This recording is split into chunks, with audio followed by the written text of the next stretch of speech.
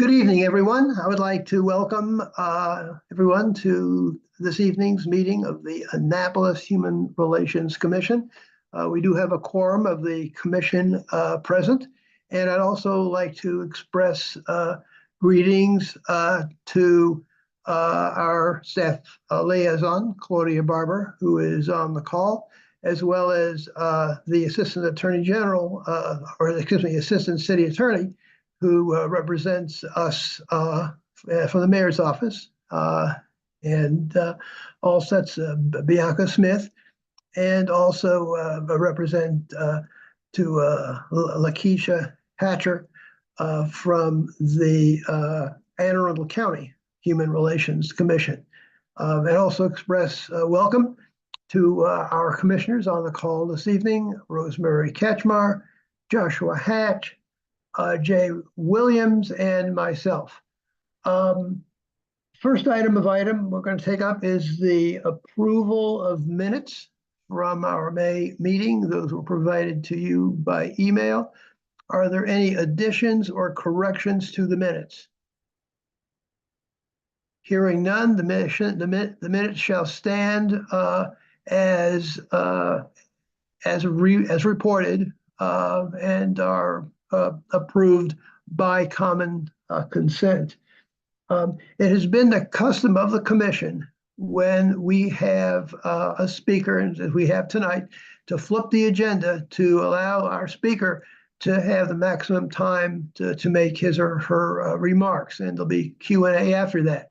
And very pleased today to say that we have with us this evening Chauncey Hall, who is the Chief Program Officer for the Arundel Community Development Services. And he is going to speak about the work of his organization.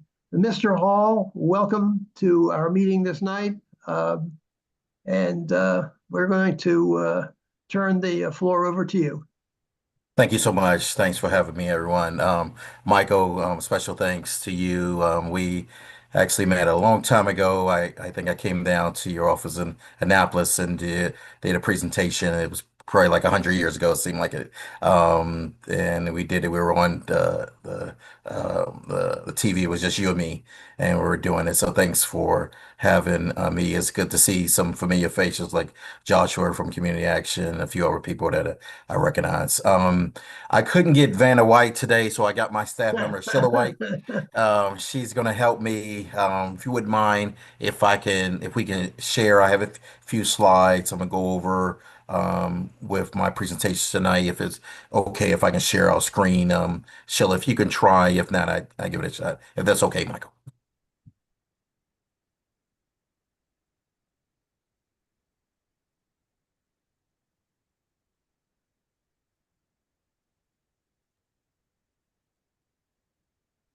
Sheila, are you having any luck? Hold on. Okay. Okay. I was muted. Sorry. No, I have absolutely no icons to do anything on my end. Okay. Okay. No problem. Let me see if I But I can. do have the X and I can make my screen small and big, but there we All right. go. Okay, wait a minute. Hold on. They Okay. just did something. Um, okay, now let me just see if I can find it. Hold on one Okay. second. Okay. No problem.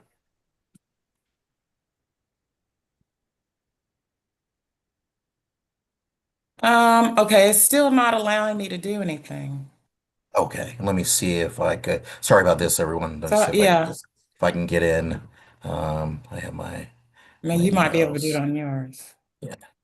I have no icons. So you have to, if you want to do that, you have to accept the prompt to come on as a panelist, and then you'll be able to Oh, turn as a panel. on or share Okay. your screen. Okay. Thank you for that. Are you able to do that, Sheila?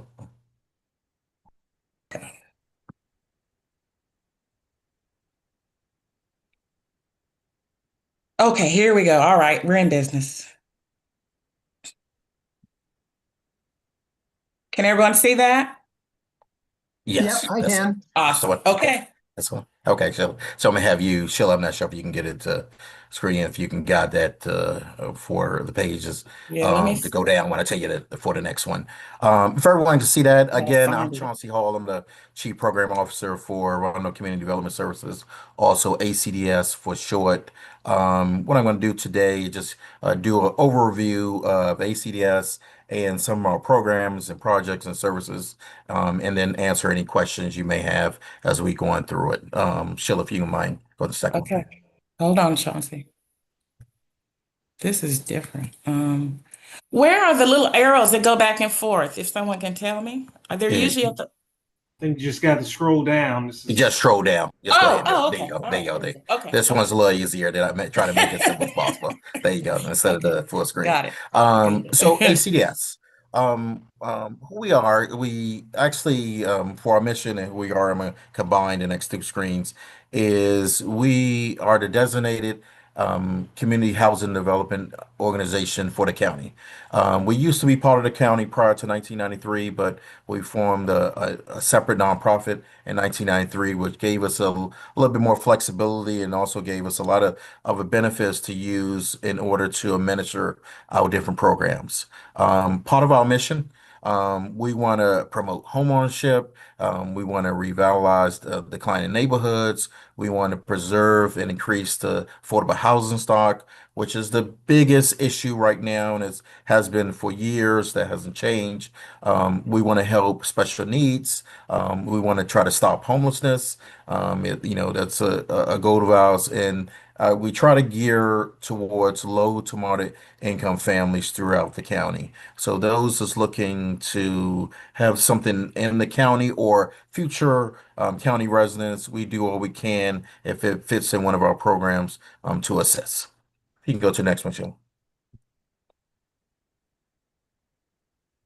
Again, as I combined two programs, we have numerous members of our organizations that do a variety of things. We have planners and construction team, and we have developers, accounting, all with one goal again as the designated agency for the county to administer as different community development programs. Again, as I mentioned, we help low to moderate income residents and we manage federal, state, local government funds. And on occasion, we also have private funds that will come in at various things. So we are the administrator of all the community development housing projects. And I'm going to go through a few of those that we have, but we wear a lot of hats at ACDS with one goal again, is to trying to help those that need some type of housing assistance to reach their goal of what they have. We can go to the next show. Okay. As I mentioned, we administer federal, state, county, and private funds. Over the years, we always used to get most of our funding from the federal government, and as you probably are aware, it's seemed like those days are dwindling down over the last few years. So, knock on wood, what we have done is over the years have received more county funds, and we try to leverage other funds, so county, state, and federal. We still get a big chunk from the federal government, and it also helps a lot of our programs that we do. So we don't want to lose that funding, but we try our best to diversify. So if there's ever a situation where the budget doesn't come in, the numbers we're predicting, we are able to adjust certain programs or able to address certain numbers and work with other organizations to still accomplish that goal. So this is our current budget. We're hoping to see what's going to happen over the next few years. But knock on wood, the good thing about our programs is a lot of programs are bipartisan. So regardless of who's in the White House or Congress, things like that, it seemed to be very beneficial, the programs that we have for the federal, state, and county that will help different residents and different constituents. You can go to next. Wait. If you can go down a little bit. Okay. So our programs. So what we do, again, as I mentioned, we wear a lot of hats. We have programs that we administer directly. We have programs that we provide funding to, We have programs that we act as a contractor, programs we act as developer. This just gives you a snapshot of some of our programs and strategies. For my department, I mainly handle most of our homeownership programs that we administer to directly to clients. So if someone is looking to buy a home, we have a program for homeownership, similar to what Joshua has, a community action. We have a program for those having a problem with their home, if they homeowners, a foreclosure prevention program. We have a program for those looking to get a fix up on their home, a property rehab program. And one thing about that particular program, we also are under contract by the city of Annapolis. So most of the programs are countywide, but we under contract by the city of Annapolis because that's the one program where the city has their own pot of money and own guidelines. So we administer the city of Annapolis property rehab program along with the county property rehab program. We have a financial literacy program for those looking to get help with a budget and credit and other things related to literacy. We can work with them one-on-one. One of our most popular programs these days that came out of COVID was our eviction prevention program. So what that does is provide rental assistance. So if those have problem with their rent, they fell behind for whatever reason, they may be eligible for a rental assistance program, which is called the Eviction Prevention Program, or EPP for short. We have certain target areas, Severn, Brooklyn Park, Glen Burnie. So over the years, we have designated these areas that we want to invest in, and they said change over time, but these are some of our areas that we try to focus on, even though most of our programs handle throughout the entire county, but these are programs we try to do the most in. We also have programs that you heard me mention earlier for special needs and homeless population. So those that have a special need and they need various housing, or they homeless and need housing, we work with different organizations that either we'll provide the funding or we have the connections, or we'll work with them to see if we can provide anything they need related to that, whether it's a shelter or if they need funding for a rental assistance or subsidy or voucher. So we have different programs related to the homeless and special needs. We also, as you heard me mention, as contractor developers, we work with different contractors and different buildings throughout the county where we try to make it energy efficient. So we do certain things such as work on the buildings on River Road and the county exec's office and things of that nature, where we help when we get special monies from usually the state or the federal government. We have that. We also receive funds from it's called the video lottery, also the casino funds. It's usually within a certain radius of the casino where we provide different funding for different programs within that area, whether it's education or it's other nonprofits or it's church associations that we have. We also provide different financial and organizations development. So we're a lot of hats.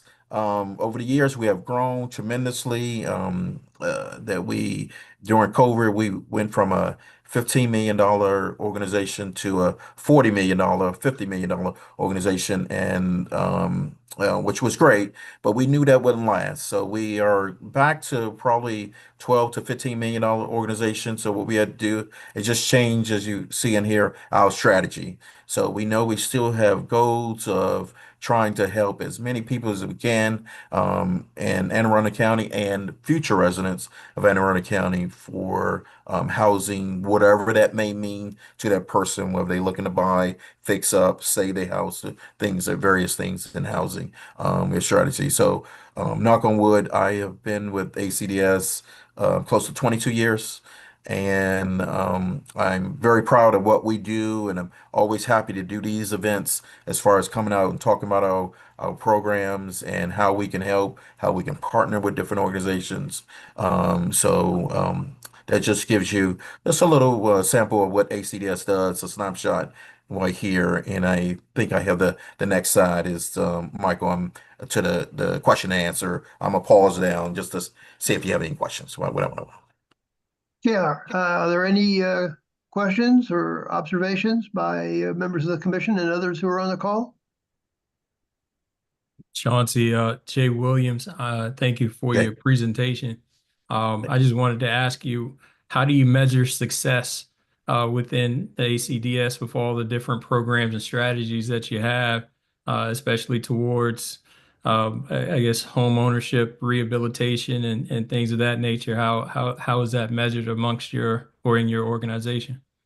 Excellent question. How we measure success? Well, so we have different measurements, but I would say I'm going to stick to the main programs that I handle, mostly the client-related programs, the homeownership.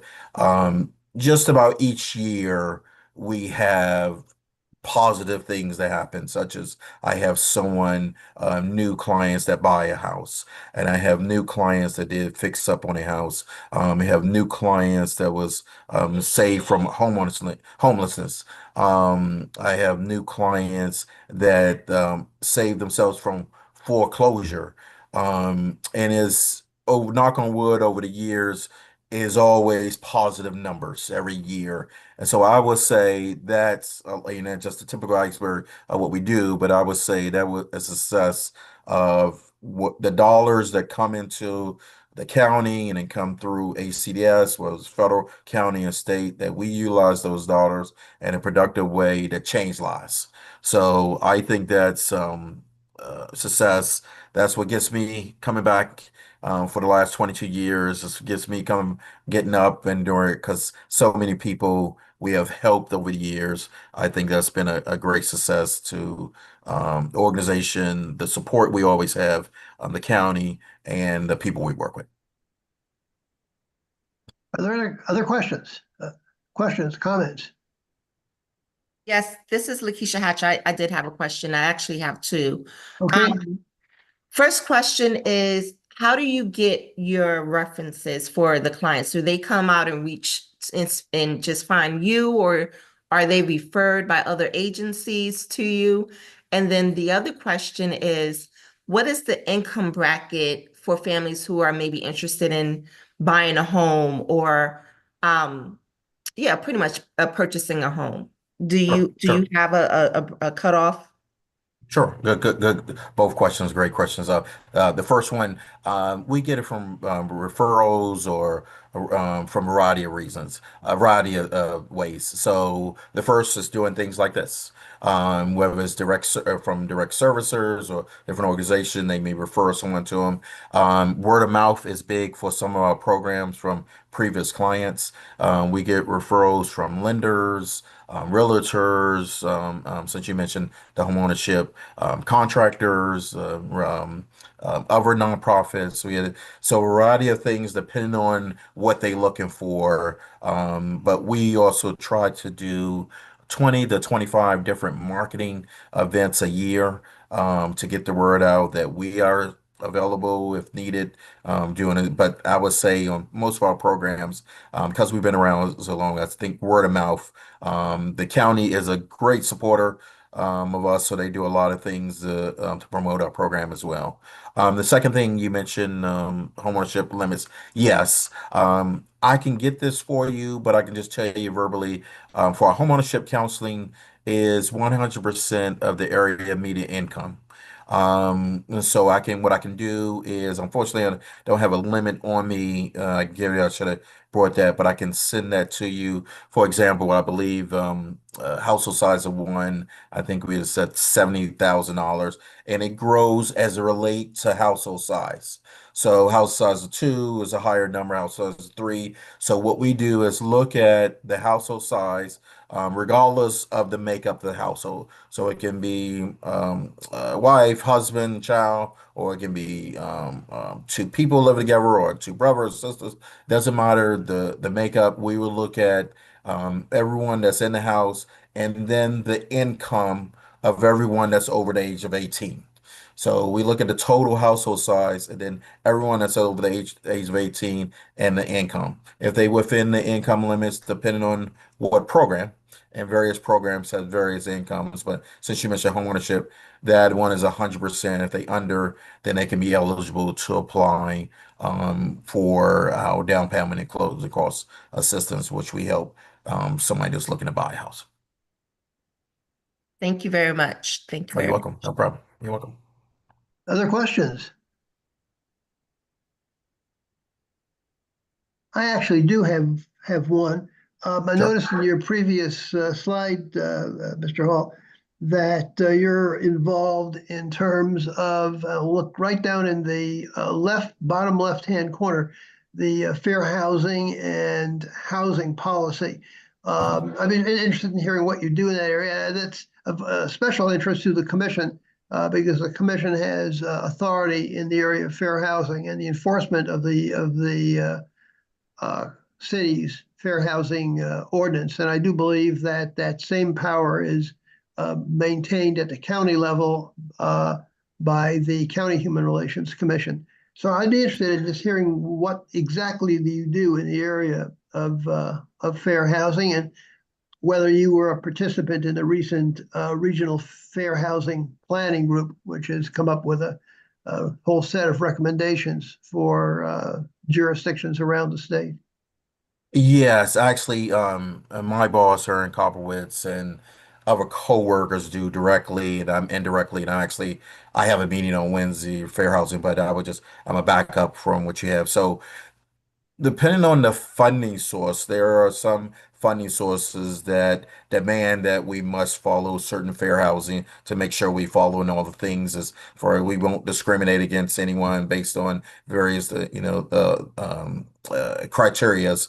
I know there's a attack on fair housing these days from the administration and federal level, but we got to follow everything. We are part of the regional fair housing. My boss does most of that along with other coworkers that we are involved in the planning or involved in sampling or we do surveys or we offer our expertise on things that we do every day. So our jobs for most of our programs, we gear it to minorities and low and moderate income families, single women, special needs, those that disabled. This is what we have been doing for many years. So we want to continue to do that. So anything that comes up in the fair housing, we want to make sure that we are part of it, where we add our expertise or we add our financial dollars or we give any type of help as far as testifying on any legislation that may come. And a lot of times we will put it in certain our plans that we do for 1 year and for 5 years. So Erin Kopowitz, that you got my information to do it, mainly handles that. She's our CEO, but I am involved mainly when we are talking about our different programs and making sure that I follow all the guidelines for it. But we put this up here because that is huge to our mission, huge to our organization and the fair housing to make sure we follow in everything in need and sometimes going over and beyond. Again, this is the reason why we're here. We want to make sure that we're helping those that normally don't get the help or those is less fortunate. Big talk before us. We're glad we have a county administration that is very supportive of this. Usually in the past, we couldn't really talk about this as much because we didn't have the support like we have, but it's glad we have it. So we are trying to do all we can to make sure that fair housing is important and is here to stay. Other questions?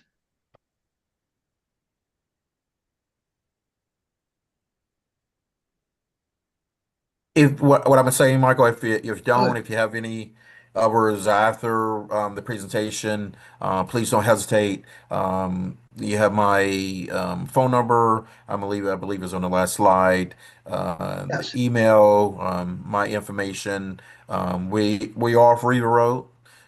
We've been there for many years. We will answer any questions you may have or sit down and meet with you if you want to talk about different projects or programs that you're going to do it. If it's not me, it may be one of my staff members or one of my coworkers or my boss.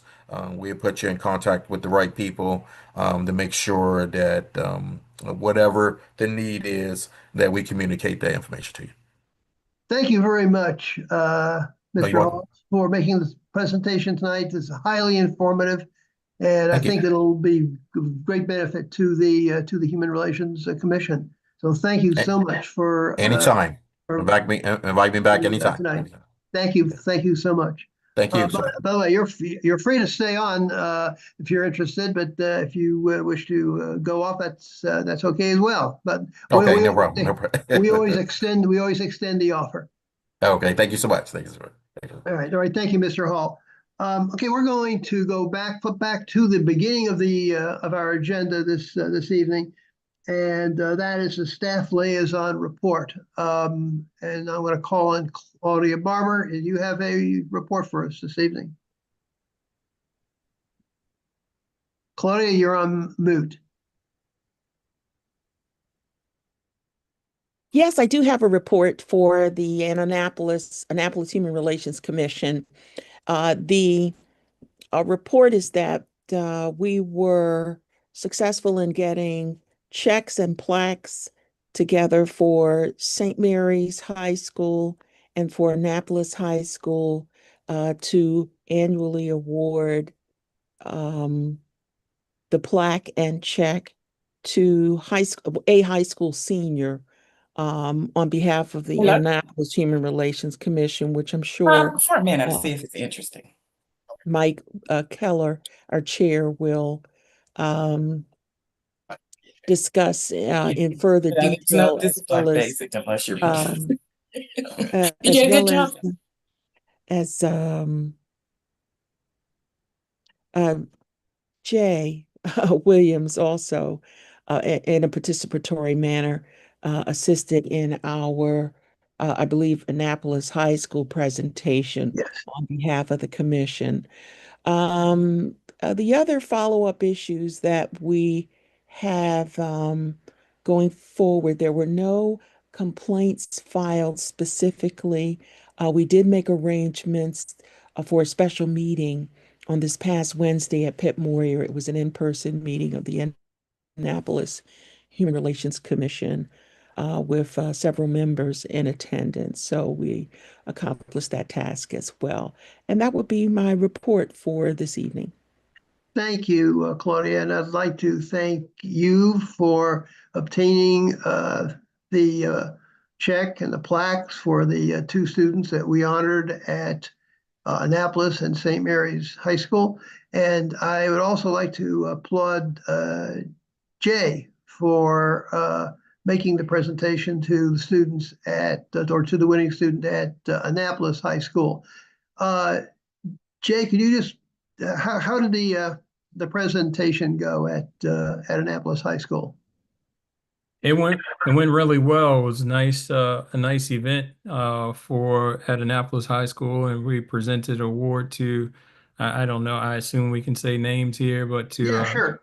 John Cook III, who had also won another another award while I was there in attendance before. But I think it was a great awards ceremony. I was happy and proud that we were able to award it to such a deserving student, and I guess a member of our community, and he won the 2025 Humanitarian Award. So it was a well-attended ceremony, and I think it was a good presentation in that regard.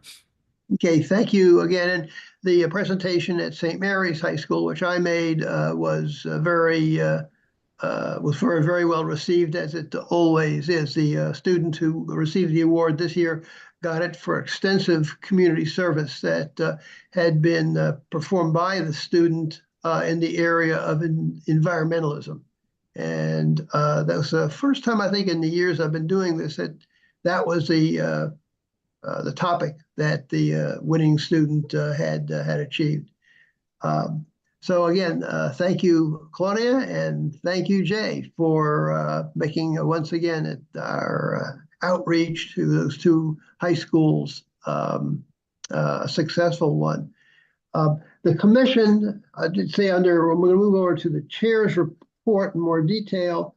The commission at our last meeting began a discussion about the work of the commission, including its roles and commitments. And I sense that again, that came up very close to the end of the meeting, and I sensed that people wanted to have some other opportunity to talk about what was happening and to offer their views. And we did have a special meeting, which I call consistent with the bylaws. We did have a quorum of the commissioners there. I think we had, I think, a very frank and good discussion, especially about the roles and commitments of the commission. A lot of attention was focused as well on the vacancies on the commission and on leadership transition. Those commissioners who were present were pretty solidly supportive of the idea that the commission seek a reduction in the number of statutory members that it has to make it more consistent with what happens elsewhere in city government. Currently, the commission has 15 statutory members. It's the largest number of any commission, any board or commission. And the median number of commissioners in the other 30-some boards and commissions in the city is usually around 9. So it's becoming increasingly difficult to try to maintain that 15-member commission. It's only happened a couple times in the 25 years I've been chair that we've been able to achieve that. It would be nice if we could, but it doesn't seem that we will. But in any case, that is not something that we can implement ourselves. That'll take an act of city council. I have already been in communication with the person who is responsible for the coordination of city boards and commissions to draft legislation that will accomplish that goal as well. But we also discussed at the meeting, and I'd like to express thanks to Commissioner Hatch on that. We will have a new commissioner who has applied for service on the Human Relations Commission, and that will go through the usual process in which the nominees are presented to the committee which oversees the actions of the commission, which is the Housing and Human Welfare Committee. So hopefully that committee will act quickly in confirming that nomination so that we can bring it, so we can get that commissioner on board. But my thanks to you, Commissioner Hatch, for identifying that person. Now the other item that I guess that would pretty much summarize, I think, in terms of the special meeting. There's a lot of pretty frank comments that were made, very good suggestions that were made, and some of them are going to be addressed tonight in under different agenda items. So with respect to that, I'd like to bring us under new business item 6 and look specifically at 6B, pursuit of a meeting with the mayor regarding mold issues at Annapolis Gardens residences. Earlier this year, the commission received a complaint from a resident of Annapolis Gardens, specifically about the need for mold remediation. The commission contacted the person who is the resident manager of Annapolis Gardens and was told that this is not something that she could do, but here is another person at the regional level who should be the recipient of this. A letter was sent by me to that individual and we never got a response to it. And at the time, I felt frustrated because the commission did not have any other avenue of approach. All we could do in the case like that is to refer it to the Maryland Commission on Civil Rights. And this is the kind of thing that they would have also bounced back and say, this is not in our jurisdiction, it's not fair housing.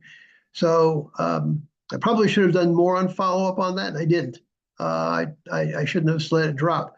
However, we have a second opportunity, and that is thanks to Commissioner Linda Monday, who has identified that beginning on July the 1st, there will be a new state Maryland law which covers investigations into mold remediation within housing facilities.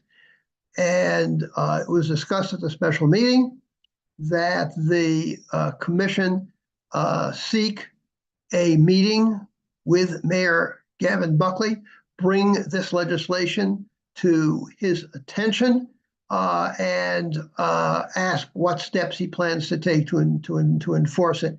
And that specifically, we have received earlier a complaint about Annapolis Gardens, and we can certainly share with him specifically what we asked and did not receive from Annapolis Gardens. Attending that meeting will be in person. I will be there, and I'm going to ask Commissioner Hatch, the vice chair of the commission and chair of the complaints committee, to be present as well. So we will be seeking that. We're going to seek a meeting with the mayor, and that actually has already been voted on. It was unanimous. And so unless there's some other concern this evening by anyone else who is on the call, we're going to go forward with that. And I think that constitutes the summary of what we're going to do on that.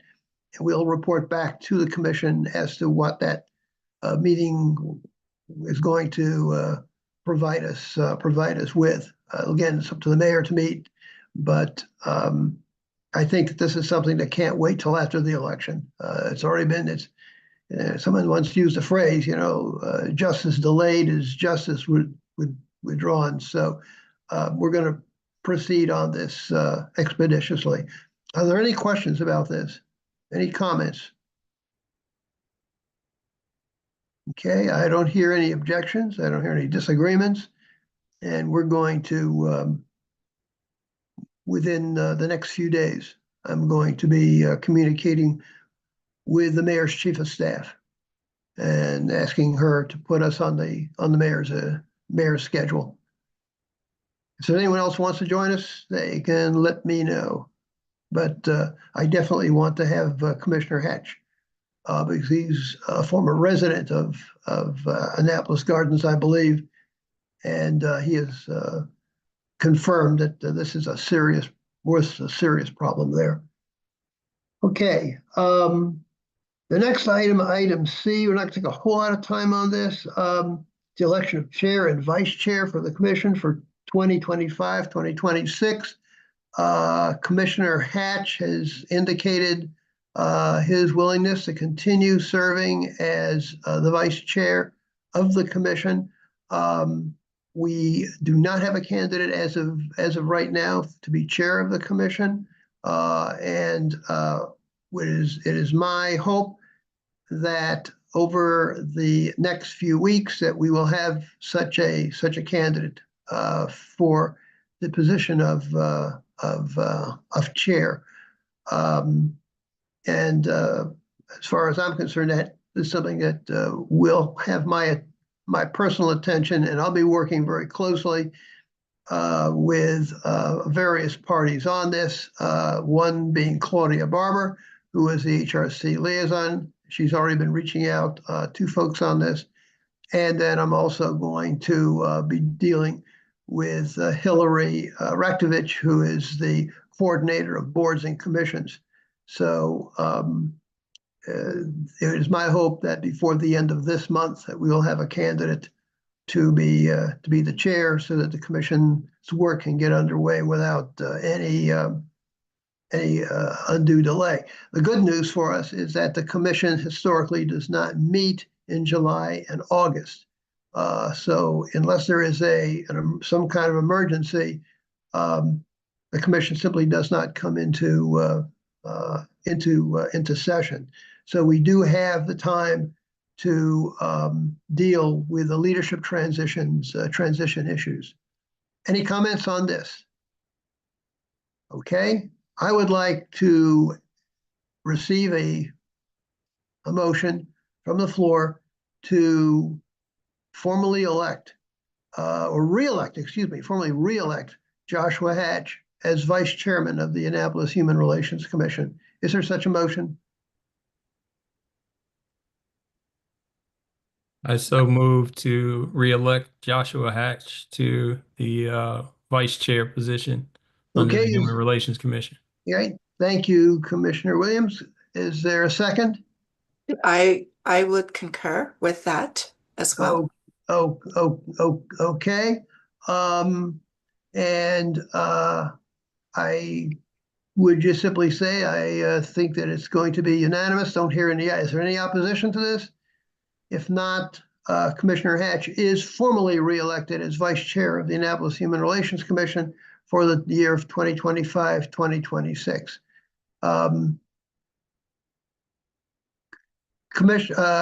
Claudia, did you want to say something or? Okay, no. All right. Okay. So noted. So duly noted. Okay, also duly noted. Okay. All right. The next item is a selection of questions for the mayoral candidate forum on September 10th at the Boys and Girls Club. I'd like to express my strong support for the effort which Commissioner Linda Mundy, who could not be on the call tonight, she is traveling. She expected to be back, but she's in transit, so she couldn't join this call. But she learned about another organization that's organizing a mayoral candidate forum on September the 10th at the Boys and Girls Club. And they were very excited about having the Human Relations Commission join them and be one of the sponsoring organizations. And we're going to do that. And specifically, Linda had said that they would want us to come up with one or two questions that we would pose to the mayoral candidates. And we discussed this very, very briefly at our last call, not the special meeting, but the last full meeting of the commission. And there were several suggestions for questions, but there was no decision made. Actually, the commission at the time had basically deliberately held it over for this month because we're not under very heavy deadline pressure, and that basically some form of decision would be made by the commission at its current meeting today. And in terms of the suggestions that were made, I can just relate them to you. To see, we had Commissioner Hurley said that candidates should be asked whether they see Annapolis as one city and how they would deal with the symptoms and causes of social divisions in the city. That was one question by Commissioner Hurley. Commissioner Hurley also had a second suggestion that the candidates should be asked whether they would continue DEI efforts and would support the atonement and repair endeavor. Commissioner Mundy suggested that the mayoral candidates be asked about their plans to integrate the work of boards and commissions in the city into its activities. Commissioner Ketchmar said candidates should be asked about the steps they would take to address the lack of housing affordability in Annapolis. And I suggested that the candidates be probed about the actions they would take to make Annapolis, and I quote, a hate-free city, end of quote. So those are the suggestions that were made. Sort of interested in hearing from commissioners how they would like to proceed in terms of whether they want to just pick two of these, whether they'd like to pass all of these on to the moderator as possible suggestions. There's a lot of ways we can go forward, but I am going to be asking Linda to actually serve as a liaison. I'll basically say, this is what came out of our meeting tonight, and please relate it to the moderator. I'm going to wait to ask her to do that because this was really her endeavor that she arranged for us to participate in the candidate forum for this particular night. So, what are your thoughts about how we should proceed with this? I raised my hand, so I'll talk. Yeah, I was just about ready to jump. I'm very slow in responding to that. I tend to. That's okay. Personally, I like all of the questions. I think that we should put them forward, all of them, because it relates to everything that we do and what we care about. Okay, thank you for that, Commissioner Ketchmar. Other thoughts? I concur with the commissioner. Okay. All right. And I agree with the suggestion as well. Commissioner Williams, do you agree with that? I do. I mean, there isn't anything that says that we can't ask all of those questions. Nothing at all, as far as I'm concerned. I mean, we were asked to submit one or two questions, but Linda said one or two questions. We can just simply say that, and this is what I'm going to say in a note to her, that the commissioners liked all the questions and left it that we passed them on to the moderator and let the moderator make a decision. If it's going to be just two, let the moderator decide which of the two they want. So I'm hearing that's the direction the commission wants to go. Any disagreement with that? No. Okay, hearing none. We'll just proceed in that direction. I'll send Linda a note basically saying that's what we agreed to at this meeting. I'm sure she'll be willing to pass that along. Let's just see. We're okay. With regard to item 6E, that was something that Commissioner Mundy was working on.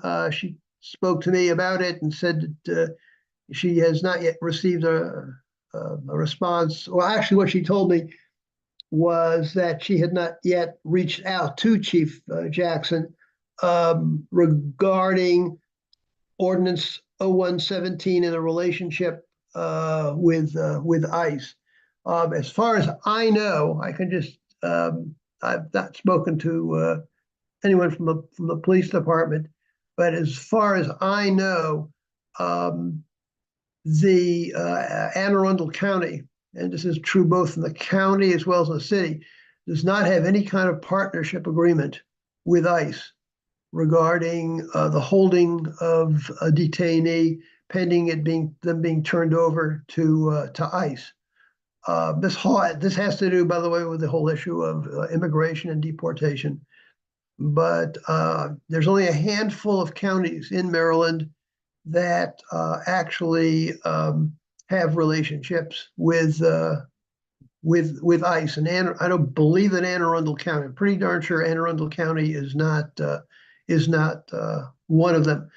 So in the absence of a formal policy and agreement, then there really shouldn't be any cooperative actions that would be taking place between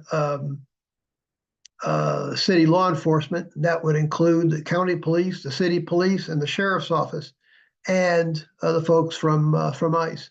But I want to, Bianca Smith, a question for you. Am I correct on this? I am not 100% sure on the bill, so I'll get back to you. Yeah, if you find that I've misspoken, I'm pretty sure I haven't, because I've actually looked at the detailed description of what the county has and the city have done. I do know this is there was an effort made. There was an effort made to outlaw agreements between jurisdictions in Maryland and ICE. And that legislation was proposed in the last session of the General Assembly. It did not pass, largely because of strong opposition from the law enforcement units in the counties in which there is an agreement.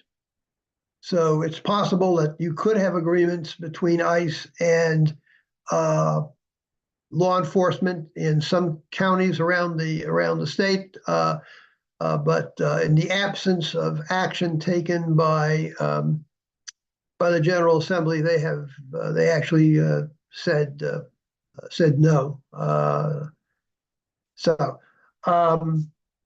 The final item I have, or let me just ask us, are there any questions about that? Linda will provide a more detailed explanation in terms of what she has heard from Chief Jackson. I would suspect Chief Jackson's going to say we're not going to go there because, it's just not something that we want to do. But I could be wrong. The final item here has to do with the update on the Hate Crimes Prevention Program. Let's not let this one get out of our attention. This is a really good program that's underway. Anne Arundel County, under the leadership of our county executive, Stuart Pittman, has received a $1.2 billion grant. It's a $1 billion grant from the U.S. Department of Justice to prepare a hate crimes and bias incidents program for prevention in Anne Arundel County. In other words, it's a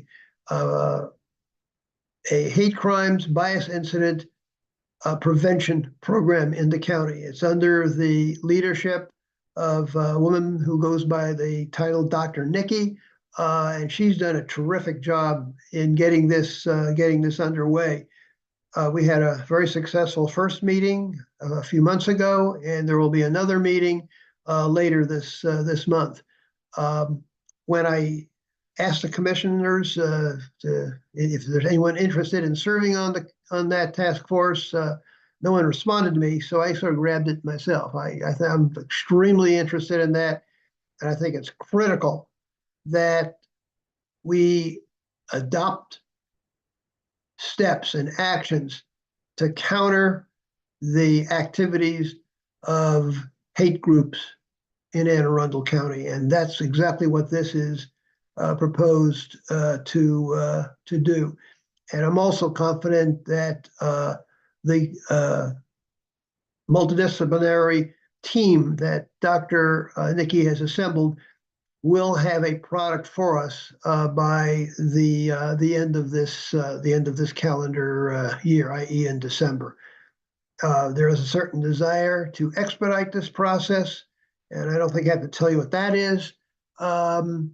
But Dr. Nikki has been very upfront about this. I may have reported this at another meeting, but I'll talk about it again. Dr. Nikki did call the U.S. Department of Justice and said, look, we've got this $1.2 billion grant and we're proceeding on it. And we want to know if there's any desire on the part of the Department of Justice to withhold it or withdraw it. And the person she spoke to at the Department of Justice said, I have no idea. So we're moving ahead with it. And we're going to spend the money. And if the federal government says later, well, we didn't want you to spend the money, we'll point to a Supreme Court decision, which the court ruled that if something has been appropriated due to action by a federal agency. If they give away money for this purpose, they can't come back later and say, well, no, we really didn't want you to spend it on that. So we're going to proceed with this and get this thing set up. Any questions about that? Okay, all right. Hey, Chairman Keller, I was always tracking $1.2 million and you emphasized billion. So I wanted to make, Okay, is it million then? It's $1.2 million? yes, I was tracking 1.2 million. Yeah, I think you're right about Yeah. that. As Everett Dirksen used to say, a few million here and a few million there, and then you got to come up with a certain amount of money. So I know, I mean, this is a think you're great right. project that we're up and running, but I think to have $1 billion attached to it might be a little extreme. So I'm sure it's million. I'm pretty sure. Okay, well, when I report it in the minutes, it's going to be million. Thank you Okay. for bringing that to my attention. A million, a billion, and we have a national debt of $36 trillion. So try to get your head around that. $36 trillion, a national debt. Right. So, thank you, Lakeisha, for telling me that, because I think you are absolutely right on that. By the way, I did send, the reason I'm bringing it up now also is because I did send all of the commissioners an email message forwarded from Dr. Nikki, which goes into great detail as to what has been done so far. And if someone can't remember getting it, let me know, and I will. I've still got it in my inbox, and I'll happy to share it with you. Okay, that gets me to the end of the agenda that I have. Is there anything else that anybody wishes to raise at this point? So I just wanted to mention, we did not have a human relations commission meeting for the month of, we're now in June, Yeah. for the month of May. Okay. So I have nothing reporting on that, but I do want to kind of add on to your message about Dr. Nikki. I believe there was a survey. I don't know if you should also have seen a survey that she sent out an email that she's really trying to get folks to answer the survey against hate and bias so that she can retract numbers to see certain issues that are coming out as being major concerns to work against. So let me know if you haven't received the email. I can forward it to you.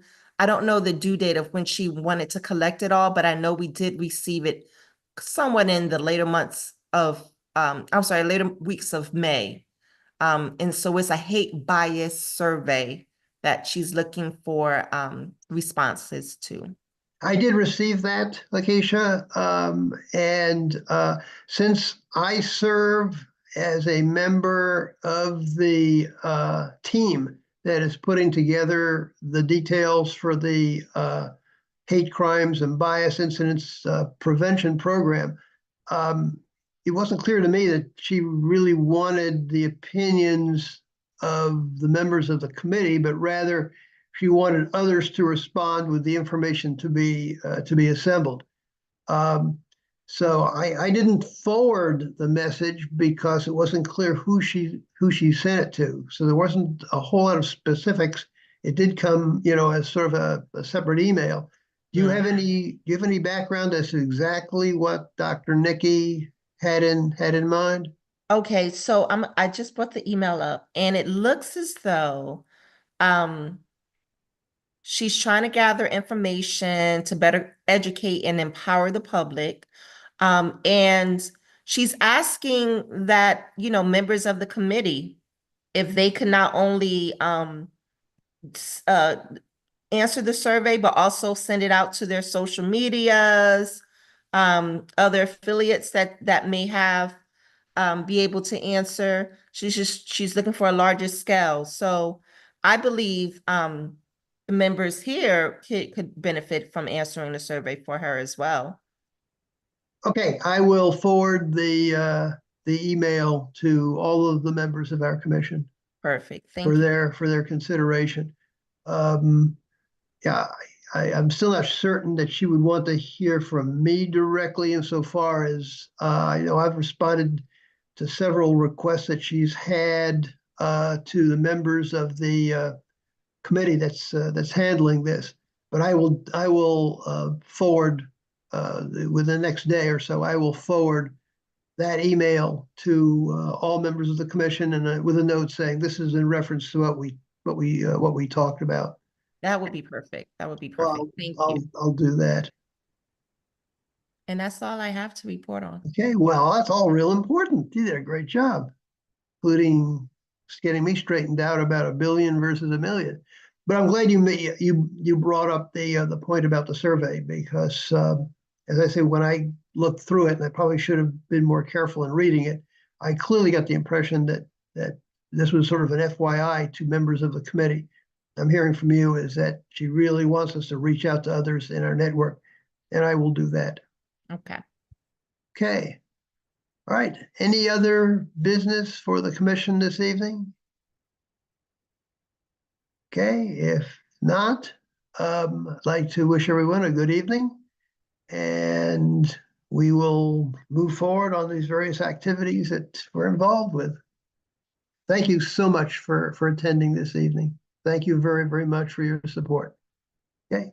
And also, while I'm at it, I've got one other little thing. I always forget this, but I'd like to thank Madeline for her work. She's our representative from City of Annapolis TV. She has skillfully handled all of the technical details of Zoom for us this evening. And so I'd like to formally thank Madeline Harrell for her efforts and her work. So thank you, Madeline. We know that you're out there somewhere. So thank you for helping us make our meeting successful tonight.